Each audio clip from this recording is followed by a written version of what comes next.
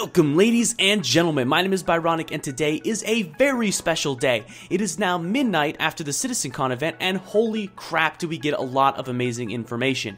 We got the rollout schedule for the next year, videos of the Retaliator and the Shubin mining station, and a live demo of the Persistent universe. In this video, I'm going to recap the CitizenCon event into a highly compressed layout, pointing out just the most important of development coverage. Without any delay, let's do this.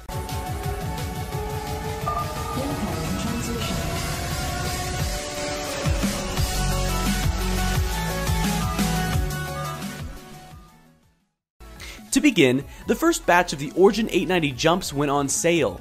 Of the 890 available, all sold out within 4 minutes, which is incredible. Those of you still looking to pick up the ship yet were unable to during the CitizenCon event can still do so at midnight, 5 AM, and 10 AM Pacific Daylight Time. Along the heels of the 890 jump were the brand new Cutlass variants and a mighty sexy commercial to go with it. We now have the Cutlass Black, the Cutlass Red, and the Cutlass Blue. The Cutlass Black is the base model, and the one you should all already be familiar with.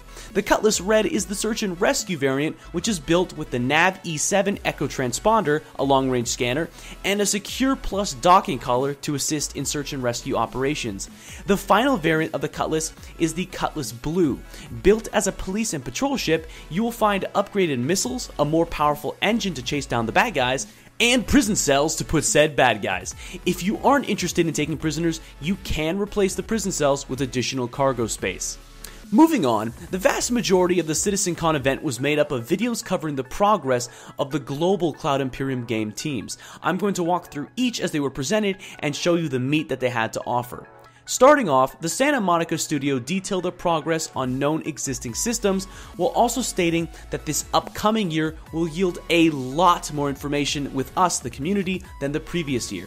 The Foundry 42 studio showed off the massive and detailed Shubin Interstellar mining station, one of the levels within Squadron 42. We also learned that a vertical slice of Squadron 42 will be available at the end of this year, with Chapter 1 being fully available in early to mid-2015.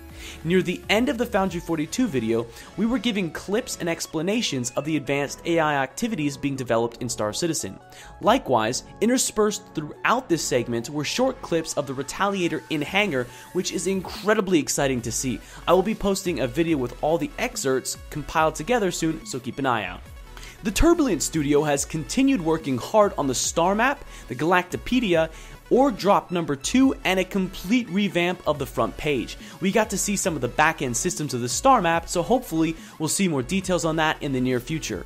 Moving on, we have the Montreal studio, who has continued working on the Moby-Glass. The few images we got to see were very detailed and included multiple customization options for our characters, including hats. Hats! I don't know about you, but I'll take one monocle, please. During the Montreal segment, we also had multiple planetary shots giving us an idea of what the planetside, social, and eventually persistent universe will look like in the coming year. That wraps it up for the studio updates. Now let's talk about what's in store for Arena Commander version 1 before the end of 2014. First up, we're getting an official lobby system. With this, you'll be able to sort through games, connect easier, and overall make a huge improvement to the Arena Commander experience. There are major improvements coming to the current available maps, the Broken Moon and the Dying Star. Outside general optimization, lighting, and bug fixes, the maps are being doubled in size to both compensate for the doubling of speed in an earlier patch and also bring the dogfighting model closer in line with their ever-expanding universe. With map improvements, we will also be seeing improvements to the missile guidance system and countermeasure gameplay. This includes new way to hamper or break enemy locks and in general smarter missile mechanics to match the period. With version 1, we will also be seeing completely new mechanics including emission management and signature concealment. This is a huge step in alternative gameplay types, and hopefully those of you with stealth ships like the Hornet Ghost will finally get the chance to play cat and mouse with the rest of us. Along with that, we will also be seeing advanced power management. With new gameplay mechanics, we're also looking to see more ship customization with new weapons and ship parts becoming available for use. This is more than just increasing the amount of parts to use, this is enabling the use of part types we previously did not have access to. Finally, for Arena Commander version 1, the current leaderboard will be seeing an overhaul in both usability and information presentation. CIG will be adding sortable columns and more in-depth information to track more than just basic dogfighting statistics. Now for what we have all been waiting for, the first ever demo of the Persistent Universe. Since this is a brief overview of everything that came out of CitizenCon, I can't play the entire video clip. However, I already have the full live stream posted on my channel, and if you'd like to see the whole thing, follow the link in the description below.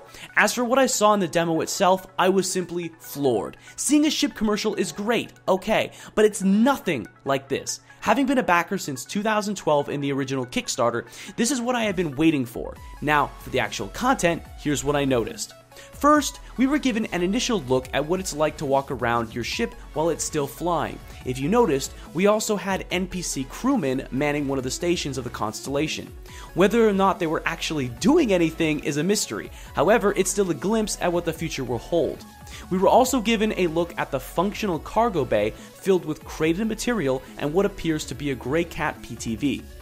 Moving on, we can see the players manually request a landing from the planetside authorities. After being granted approval, the player's ship is put into an autopilot mode, which can be seen here, represented by the words EDL Assist Active. At this point, the player is still in full control of their character while the ship is taken in atmosphere and guided to their landing pad.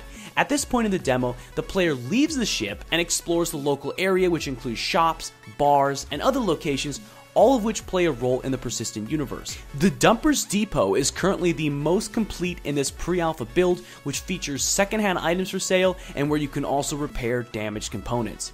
All throughout this planetside experience, you can hear the sounds of a city and see NPCs interacting with one another.